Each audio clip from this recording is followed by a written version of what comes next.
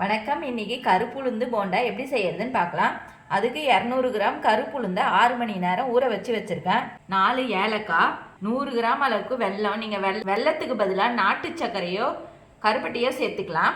2 முட்டை. இப்போ இந்த கருப்புளுந்தில் இருக்க தண்ணியெல்லாம் வடித்து எடுத்துட்டு மிக்சி ஜாரில் போட்டு வெல்லத்தையும் உளுந்தையும் அரைச்சி எடுத்துக்கிறேன். தண்ணியே இல்லாமல் அரைச்சி எடுத்துக்கோங்க.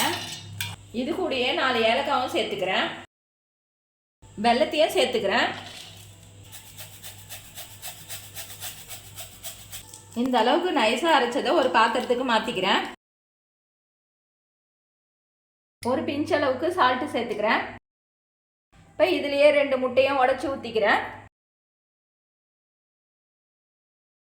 இப்போ இதை நல்லா கலந்துட்டு சின்ன சின்ன போண்டாவை சுட்டு எடுத்துக்கலாம்.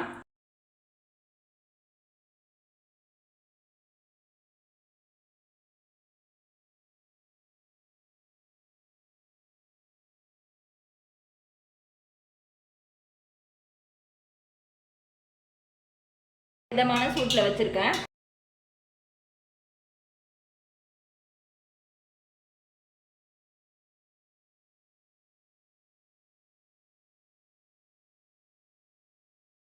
கேஸை மட்டும் சிம்லேயே வச்சுக்கோங்க.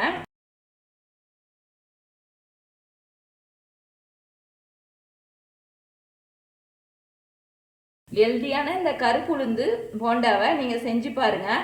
உங்கள் வீட்டு குட்டீஸ்க்கும் செஞ்சு கொடுங்க.